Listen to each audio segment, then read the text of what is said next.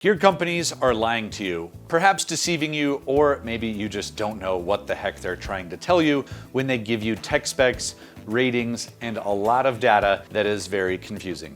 What's up, everybody? I'm Eric Hansen with Backpacking TV. Today I'm going to be breaking down all of the confusing tech specs and the ways in which you can demystify, debunk, see behind the grams, the ounces, the ratings, and understand what these manufacturers are talking about.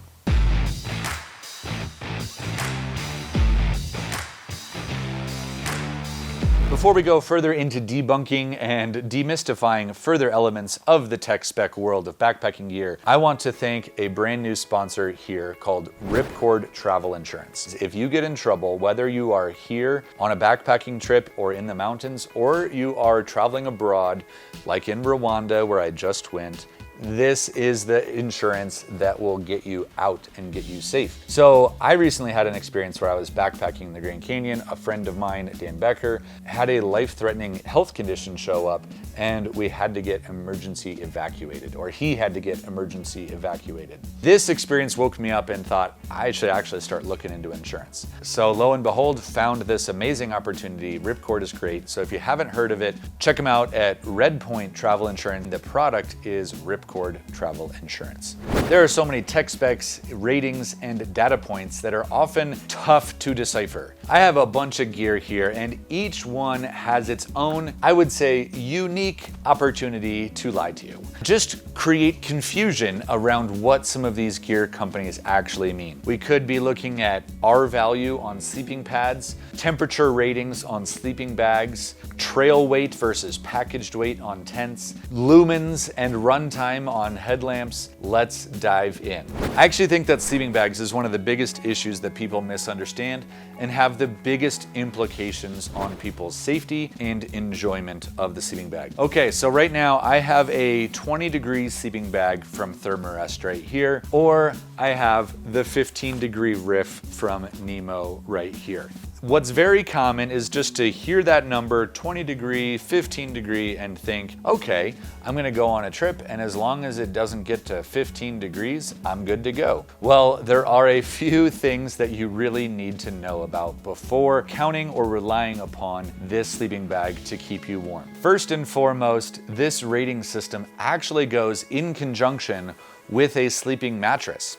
So if you don't have a sleeping mattress that this is on, or you have an insufficient sleeping mattress, this isn't gonna keep you warm at 15 degrees. I see a lot of lightweight sleeping pads out there that have 2.9, 1.5, sometimes just those foam little mats that you can get, those Z-lights. They're just not gonna be a lot of insulation, probably around 1.5 or 2. And if you are sleeping with a 15-degree sleeping bag, even though it says 15 degrees, if it's even 30 degrees, you're probably gonna be cold because all of that moisture is going through the ground. Now, recently I had an experience where I had a 5-degree sleeping bag, but I was borrowing a sleeping mattress that was only 2.9 and I was sleeping on top of snow. So I thought that I was gonna be just fine sleeping on the snow in a 2.9 R value mat with a 5-degree sleeping bag. However, I froze my tuchus off all night long because all of that heat, even though I had a warm sleeping bag, it was just flowing through the bottom of that sleeping bag and going straight into the icy, actually snowy ground below me. So it was a miserable night. The air temperature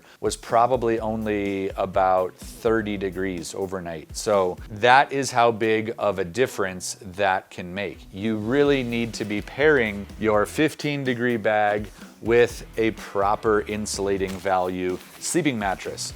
Now, this is a R4.2, I believe, from Big Agnes, the Rapide SL, and I really like this one. But so when I actually use these sleeping bags, it feels actually warm. However, there is still a further caveat to this whole system, and that's that this 15-degree rating needs some deciphering or perhaps even debunking. Because you'll notice here, there's some smaller numbers that say the comfort rating, the limit, and the extreme. This is important to look at because the comfort rating is actually 28 degrees. And when you think that this is going to keep you warm at 15 because it's rated at 15, it's actually only going to keep you warm and cozy at 28. As the temperature begins to drop to 25 or 20, and certainly as it approaches 15, well, you are going to feel cold. It is really important to know that and to know the limitations of your gear and to just have a proper expectation. So if you have this 15-degree bag and you are sleeping at 15 degrees and you feel cold, well, it's actually not the bag's fault. It's doing exactly what it's supposed to. There's just a good chance you didn't understand exactly what they were really promising. Okay, so I have a couple of tents here, and let's see. This is the Hubba Hubba 3-person tent from MSR, and it says 3 pounds, 7 ounces right here on the packaging. But that's not true. It's actually 3 pounds and 13 ounces. So it is almost a 4-pound tent. Why? What's the difference? Well, there's a thing called packaged weight and trail weight. The trail weight actually means you have to ditch some stuff. The trail weight means, one, this bag that this comes in shouldn't be included. It might also mean that some of those guy lines aren't included, you know, the lines that you actually use to stabilize your tent in inclement weather. And sometimes it means that you don't actually get to include the weight of the tent stakes. It's literally just the rain fly, the tent poles, and the inner mesh. That's confusing because I feel like most people are probably actually carrying this whole thing and not understanding that despite the fact that it says 3.7, it's actually more close to 4 pounds. The same goes for the X-Mid Pro, which is a tent that I truly love, but it advertises a 1 pound weight. However, that doesn't include tent stakes and it doesn't include the guy lines. So again, if you are carrying those things, and it doesn't include the trekking poles that actually prop this thing up. So there's more nuance to these ratings than you probably think. And so it's really, again, just important to understand what is going on and to not feel misled or confused and to really know what to look for when you are buying your gear and to know how that will add up in your actual backpack. There's actually a couple more things that I want to talk about. Headlamps are actually one of the most confusing parts of backpacking gear and tech spec. This is a super cool lightweight headlamp from Leadlenser, and it has a 250 lumen output. And it has a runtime of 4 hours. But what's important to know is that after, say, 2 hours of using this might not actually be putting out 250 lumens. And the runtime, 4 hours, does that mean that this battery is gonna die after 4 hours?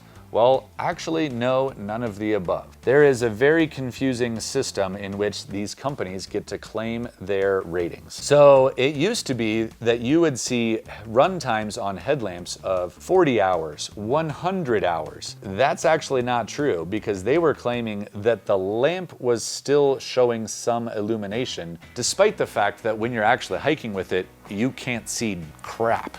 However, they have started to, say, crack down on these deceptive practices, and now you're gonna see run times in the 4-hour category, 6 hours, maybe 10 hours. What that's actually saying is that at, say, the advertised 350 lumens, 500 lumens, whatever it is, it will give you 4 hours of runtime before you lose 10%. So from 350 lumens, you might lose 35 lumens. After you lose that 10%, then the runtime has run out. However, this battery on the headlamp will still produce light for an extra 10 hours, 15 hours, 20 hours, but it won't be at that same capacity that you think you're getting. Last, I want to talk about something a little bit more philosophical. A lot of backpackers are hyper-focused on tech specs. They want to count every gram, every ounce, whatever it might be. They want to get the lightest ounce piece of equipment out there, but they're not factoring in some of the usability and actual comfort or enjoyment that comes with some of this equipment. I get so many comments from people who hear me talk about Mystery Ranch backpacks and they say, there's no way you're having a 4+ pound backpack and calling that a great backpack. It's the heaviest backpack out there. It is the least breathable.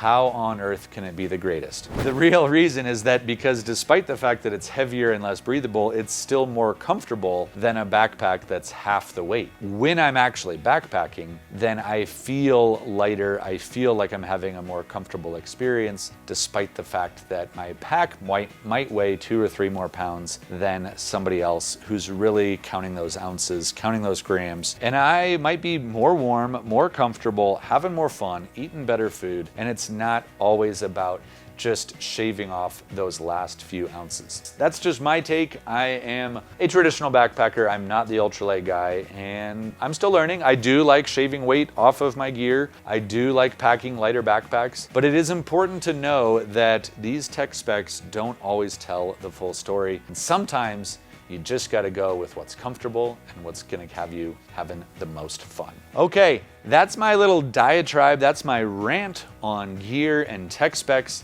I hope you found it helpful. There's actually probably so many more examples of how tech specs are confusing, misleading, or there's just a misconception about what these manufacturers are genuinely trying to tell you. If you have questions or comments, please hit me up in the comment section below, and I would love to help you out. Thanks so much for watching. I'm Eric Hansen with Backpacking TV. Have a great day, everybody.